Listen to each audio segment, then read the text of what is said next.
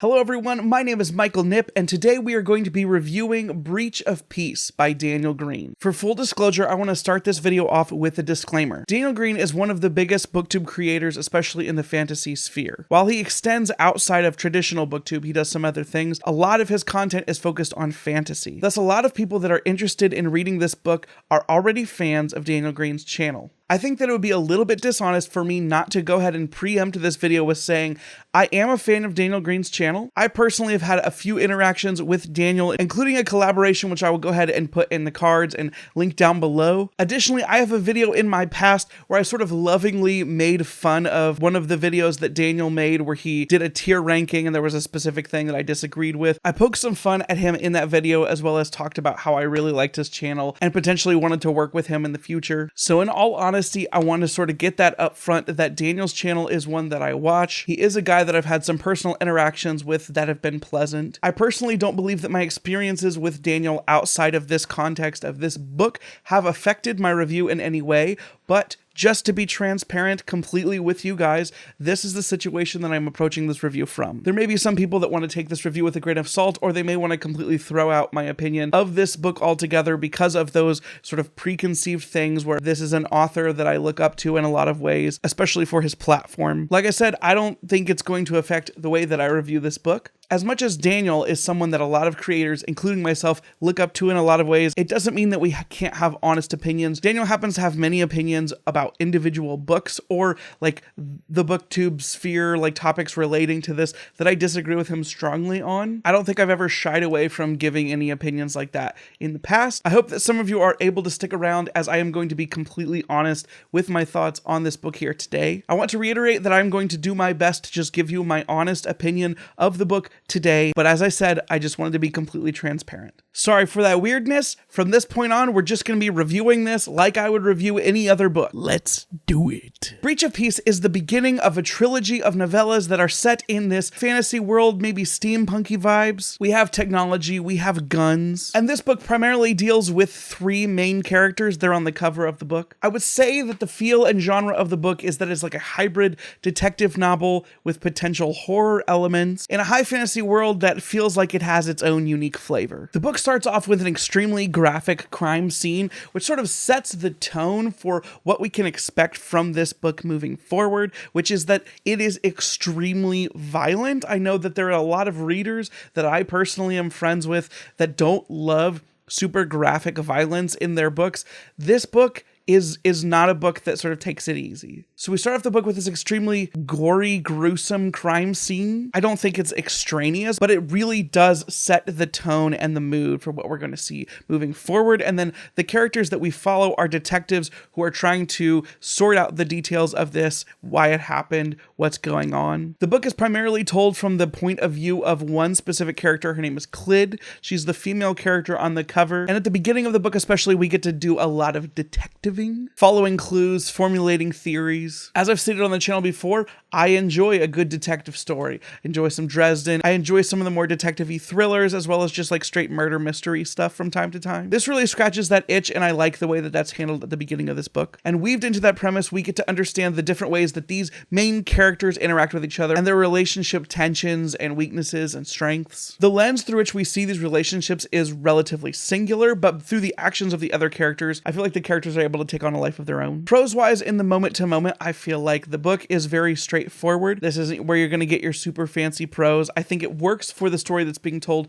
which, as I've established, is really gritty and dark. With that straightforward prose, we get a lot of dialogue interactions between the main characters as well as some other additional side characters. Generally, I think the dialogue feels mostly natural. I will say that one of the characters is written to be a little bit quirky, a little bit strange, a little bit weird. And to me, that character feels inconsistent and like weirdly written. And it almost feels a little bit like a cop-out because lots of characters talk about how weird this character is. So it almost feels like a easy way to have the character be written weirdly in a way that's supposed to feel world consistent, but it didn't actually click for me entirely. So the relationships that tied off of that character specifically never really had as much impact as I think they could have, just because the character never felt right for me. The other relationships that exist in the book I think work really well, and some of them were refreshing as we get a little bit of a different take on relationship dynamics between two specific characters than I normally see in adult fantasy like ever. The book, which is quite short, moves along at a great pace, I think. If anything, I would say I wish that it was longer, but at the correct moments, feel-wise, things move forward as you would want them to keep you always engaged.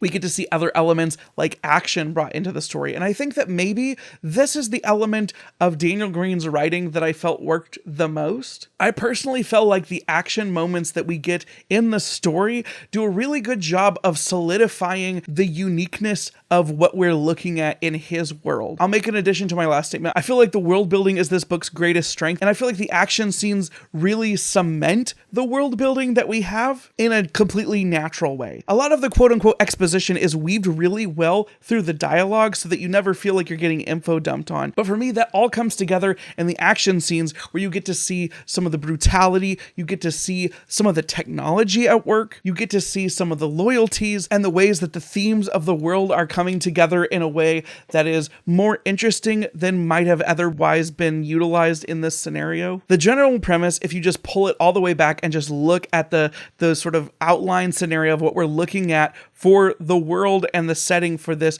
plot specifically, but also probably a majority of future stories coming out of here, is something that I've seen before. It's something fairly common. It potentially brings to mind themes of things that I've talked about on this channel before with series such as the Stormlight Archive. And I'm not sure how those are going to be handled in this universe moving forward, but with this entry specifically, this is more of a story first and themes and philosophy second kind of story, which I think works to its benefit. And I don't know if that's due to Daniel's writing in general or just the way he chose to write this story. Nevertheless, it really does all come together, in my opinion, in these action scenes where you get to see the best of the world building and the character development and the plot movement excellently handled in action that reads well and does a good job pacing wise in the actual individual action scenes and the novella as a whole. Now, it's an incredibly fast read in a world that has some potentially familiar setups done in a way that is presented well and is thematically interesting. I think some of the character stuff felt a little clunky, as I mentioned earlier, but ultimately what I think this novella does is it establishes a lot of world building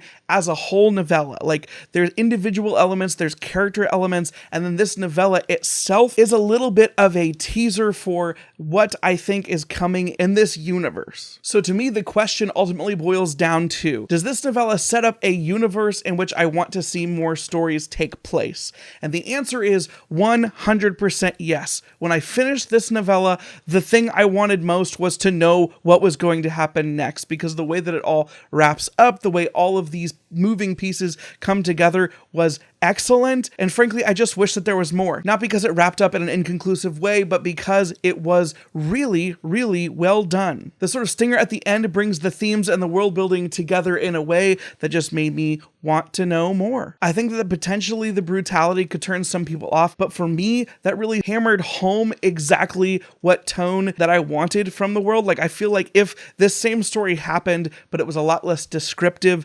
it wouldn't have clicked right. I feel like fantasy settings that have a lot of technology may not be as popular for certain groups. I feel like detective novels may not be as interesting for certain groups, but for me, all of those things were handled extremely well. I felt that the descriptive violence was necessary. I think that the primary focus on the narrative over the themes with a little bit of a theme teaser at the end was an excellent way to handle getting us immersed into this world and the sort of forces at play. So yeah, I really enjoyed it, and if this sounded interesting, I recommend that you check out the book for yourself when it is available at the end of this month. There will be links down below for that. I was given this copy by Daniel and asked to review this honestly, which I feel like I have done. Obviously, because Daniel has a big fan base, I think tons of people are going to be interested in this book, regardless of whether it's good or not. In fact, this has already been shown just by the pre-order numbers. But as someone who has actually read the text, I want to say that in my opinion, this is not some easy cash in, I think that this was really well done. I personally will be extremely excited to dive into this world again